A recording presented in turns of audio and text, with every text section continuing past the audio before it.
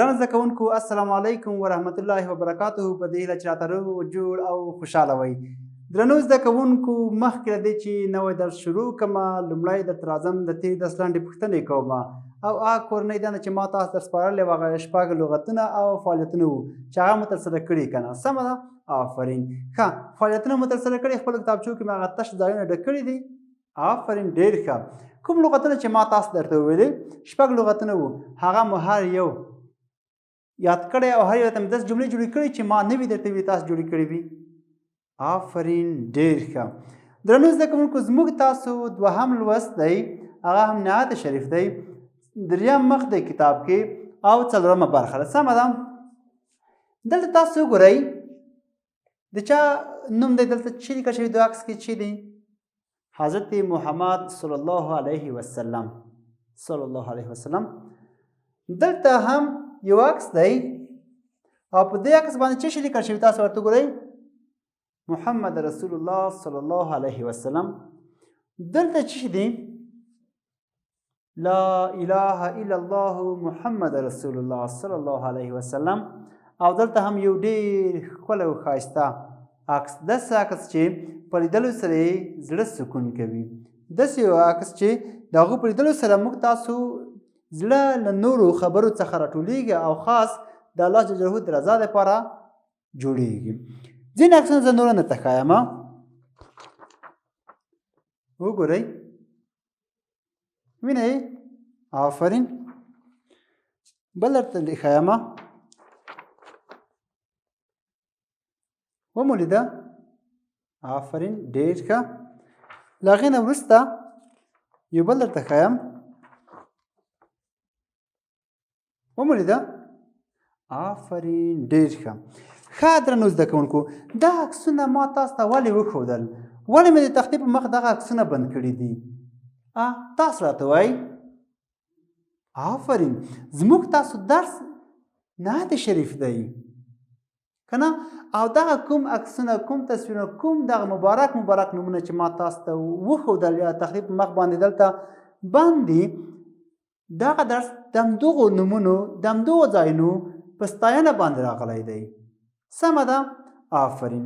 درنو زده کوونکو زموږ تاسو درس و څلورم ټولګي ته ښه راغلاست. تېر درس و موږ تاسو هر نیک کار چې کوو باید د الله جل په نامه باندې شروع کړو چې هلته موږ بسم الله الرحمن الرحیم کې ویلي وو که نه. آفرین ډېر ښه. له هغې نه وروسته نعت شریف دی خو مخکې له دې چې زه نعت شریف تاسو ته ووایم له تاسو نه پوښتنه کومه تاسو به حمد اورېدلی وي چې حمد نوم خو م اورېدلی چې د اکثرو کتابونو په اول درس کې حمد راځي ورپسې نعت شریف راځي همداسې نه ده. آفرین ډېر ښه. ښه چې همداسې ده تاسو به اوس ماته وایئ هم تعریف کړئ. آفرین ډېر ښه. ګورئ هم په لغت کې ثنا صفت ته وایي ستاینې ته وایي سمه ده. ډېر ښه. او په اصطلاح کې هغه منظومه وینا یا هغه وینا نظم وي که نثر چې په هغه کې د الله جل جلاله د ذات نومونو قدرتونو صفتونو پرله پسې ستاینه شوې وي حمد بلل کېږي. همداسې نه ده. آفرین ډېر ښه. همداسې ده. ډېر ښه. بل چې دی نعت شریف دی دا ورته عنوان راغلی دوهم لوست دی دریم مخ او دلته ما په تخته لیکلی دی نعت شریف. اوس به تاسو ما ته ووایئ چې نعت څه شي ته وایي څوک ویلی شي مخکې له دې چې زه تاسو تعریف کړم یا تشریح کړم څوک راته ویلی شي. آفرین ډېر ښه. نعت په لغت کې نیکې او غوره وینا ته وایي چې شته نیکې او غورې ته او په اصطلاح کې هغه وینا نظم وي که نثر چې په هغه کې د حضرت محمد صلی الله علیه وسلم د نوم شخصیت کړو وړو کردار رفتار ځای او منطقې ستاینه شوې وي نعت بلل کېږي. پوه شوئ په لغت کې نیکه او غوره وینا ته وایي او په اصطلاح کې هغه وینا نظم وي که نثر چې په هغه کې د حضرت محمد صلی الله علیه وسلم د شخصیت د هغه د نوم د هغه د کړو رفتاروي کردار د هغه د منطقې او د هغه د ځایونو ستاینه شوي وي نعت بلل کېږي. پوه شوئ پوه هم چې و د الله جل د ستاینې لپاره راتلو او نعت شریف چې دی د حضرت محمد صلی الله علیه وسلم د ستاینې او توصیف لپاره راځي. پوه شوئ پوه آفرین ډېر ښه. اوس ګورئ دلته لیکلي موخه د پیغمبر صلی ستاینه او د دغه نظم سم لوستل او د نویو کلمو په معنا پوهېدل دي. ګورئ موخه څه شی دی د درس؟ د درس موخه دا ده چې موږ تاسو باید د حضرت پیغمبر صلی الله علیه وسلم ستاینه وکړو. سمه ده. وروسته له هغې څخه دغه درس چې دی ښه صحیح ووایو. له هغې څخه وروسته چې وکړو په کومې کلمې چې سختې دي راته نوې دي راته هغه معنا کړو په هغو باندې پوه شو. سمه ده. آفرین. ښه زه له تاسو نه پوښتنه کوم د حضرت پیغمبر صلی الله علیه وسلم د پلار نوم څه و؟ آفرین. ښه مخکې له دې چې حضرت پیغمبر صلی الله علیه وسلم تولد شي یا پیدا شي یا نړۍ ته سترګې وغړوي پلار یې ژوندی و؟ آفرین. ښه د مور مبارکې نوم یې څه شي و؟ آفرین. د رضایي مور نوم یې څه شي و؟ ډېر ښه. حضرت پیغمبر صلی الله علیه وسلم په کوم کال پیدا شوی دی؟ آفرین. ښه له هغې نه وروسته بله پوښتنه کوم چې د نیکه نوم یې څه شي دی؟ ډېر ښه. بل د کاکا نوم یا د هغه تره نوم چې د ده سره یې مثال د ده ډېره سرپرستي یې کوله او هغه د حضرت علي رضی الله عنه پلار و څه نومېده؟ آفرین. په کوم کال حضرت پیغمبر صلی الله علیه وسلم په پیغمبرۍ باندې مبعوث شو؟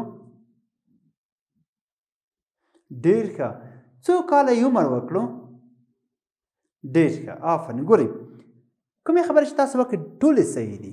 سمه ده ټولې صحیح ځکه تاسو ډېر ښه معلومات نه تاسو ډېر پوه کسان یې. ګوره اول حضرت محمد صلی الله علیه وسلم مخکې دی چې دا نړۍ ته راشي د پلار وفات کېږي. صحیح ده. پلار یې د ده د پیدایښت څخه 2 میاشتې مخکې پلار څنګه دی؟ آفرین وفات کېږي. صحیح ده. له هغې څخه وروسته بله پوښتنه کړه چې مثال د مور نوم یې څه شی و؟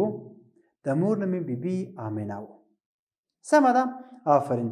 بله پوښتنه وکړه د رضایي مور نوم یې څه شی و؟ آفرین. بیبي حلیمه. ډېر ښه. له هغې څخه وروسته بله پوښتنه مې وکړه چې د حضرت پیغمبر صلی الله علیه وسلم د نیکه نوم څه شی و؟ آفرین. عبدالمطلب. ښه د هغو تره نوم یې څه شی و چې د حضرت علي رضی الله عنه پلار او د ده ډېره سرپرستي یې چې کوله څه و نوم یې؟ آفرین. ابوطالب و. ډېر ښه. ښه پیغمبر صلی الله علیه وسلم په کوم کال باندې دی څو کلن و چې په پیغمبرۍ باندې مبعوث شو؟ آفرین 40 کلن و. ښه بل مې ویلي وو په کوم کال باندې دی یعنې ده کوم کال باندې نړۍ ته سترګې غړولې دي؟ ډېر ښه 500. آفرین. اویا. ډېر ښه. ښه له هغې څخه وروسته مثال موږ تاسو راځو بله پوښتنه مې کړې وه چې حضرت پیغمبر صلی الله علیه وسلم څو کاله عمر وکړ؟ ډېر ښه 63 کاله. آفرین. ښه حضرت پیغمبر صلی الله علیه وسلم هغه شخصیت دی چې د هغو په راتګ سره تورې تیارې تور تم له نړۍ څخه ورک شو. فساد له نړۍ څخه ورک شو. ظلمونه له نړۍ څخه ورک شول. هغه کارونه چې هغه د ټول بشریت او د هر چا لپاره په زیان و هغه له نړۍ څخه ورک شول. عدالت راغی. رښتینولي راغله. صداقت راغی. رڼاګانې راغلې. ظلمونه ورک شول. مخکې له دې چې پیغمبر صلی الله علیه وسلم په پیغمبرۍ باندې مبعوث شي ګوره خلکو به خپلې لورانې ژوندۍ ښخولې که نه خو پیغمبر صلی چې راغی هر چا ته خپل حقوق ورکړي دي. هر چا ته خپله لار ښودلې ده. خلک یې په ډېرو سختیو په ډېرو مشکلاتو کې د اسلام مبارک دین ته رابللي دي. ګورئ هغه مشکلات چې حضرت پیغمبر صلی الله علیه وسلم د اسلام د دین د خپراوي لپاره ګاللي دي کله به هم موږ تاسو هغومره مشکلات ونه ګالو او دا پکار ده چې باید ویې ګالو. ګورئ حضرت پیغمبر صلی الله علیه وسلم چې کله طایف ته لاړو طایف سیمې ته لاړو هلته دغو سیمې بېلارې ځوانانو ماشومانې یعنې دا یې په تیږو باندې وویشت تر دې پورې چې د مبارک پڼې یا بوټونه یې له وینو ډک شول که نه. خو ته بیا ګورئ د خپلې وینې په ډېره غټه حوصله باندې پاکې او ډېره لویه سینه باندې وزغملې او ته ګورئ بیا هم داسې دعا ورته ونه کړه چې بد دعا یې ورته ونه کړه چې مثال هغه قوم تباه شي. ده بیا ورته د هدایت دعا وکړه چې خدای دې ورته هدایت وکړي. ګورئ مشرکینو به دسل څه ډول ظلم کولو. کله به چې د مبارک لمونځ کولو هغو به یې بېلابېل قسمه قسم مردارۍ او د په دغو مبارک وجود به یې وغورځولو خو ده بیا هغه په ډېر ورین تندي باندې پاک کړو. ګورئ که نه یعنې پیغمبر صلی الله علیه وسلم د څه رقم اخلاقو نمونه وه.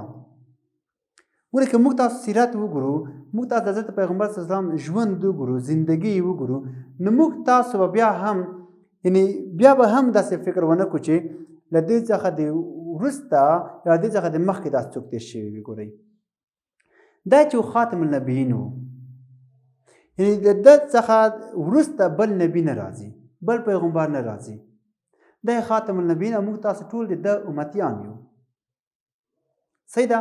حضرت پیغمبر صلی الله علیه وسلم باندې داسې لویه معجزه چې قرآن کریم دی اوس موږ تاسې اوس هم په لاس کې لرو نازل شوی دی چې هغه به تر قیامته پورې وي او د هغو په راتګ سره ټول آسماني کتابونه منسوخ شول. ګورئ حضرت پیغمبر صلی الله علیه وسلم به ګورئ په کتابو کې راځي چې د 2 ورځې پرله پسې د غنمو ډوډۍ نه ده خوړلې. ګورئ یعنې 2 ورځې پرله پسې د غنمو ډوډۍ نه ده خوړلې که نه. یعنې دا یې دومره په فقیرۍ او مسکینۍ کې ژوند تېر کړی دی د دنیا نه ده خوښه کړې.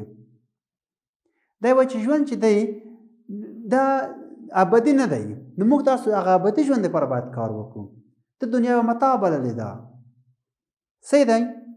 ښه زموږ تاسو دا چې دی نعت شریف دی مخکې له دې چې نعت شریف ووایو موږ تاسو باید د حضرت پیغمبر اسلام په ژوند زندګي باندې باید لږ پوه شو. سمه ده دا مو واورېدل نو راتلونکي ورځ کې بلاخیره سره دغه درس وایو تشریح کوو به یې په هر یوه به جدا جدا بحث کوو. نو نن مو همدومره بحث دی چې نن د حضرت پیغمبر صلی الله علیه وسلم په اړه باندې دومره معلومات تاسو واخیستل. تاسو کوشش وکړئ سیرت وګورئ او د پیغمبر سلام هغه کوم کتابونه چې چاپ شوي هغه وګورئ. مثال د هغو په اړه باندې چې چاپ شوي دي مثال قرآن کریم ډېر مطالعه کوئ هغه تلاوت کوئ. صحیح ده. تاسو همیشه کوشش وکړئ قرآن کریم تلاوت کړئ ځکه هغه د رحمت کتاب دی هغه د مغفرت کتاب دی هغه داسې کتاب دی چې د بریالیتوب کتاب دی. سمه ده. تر بیا پورې په خدای سپارم. ښه وختونه.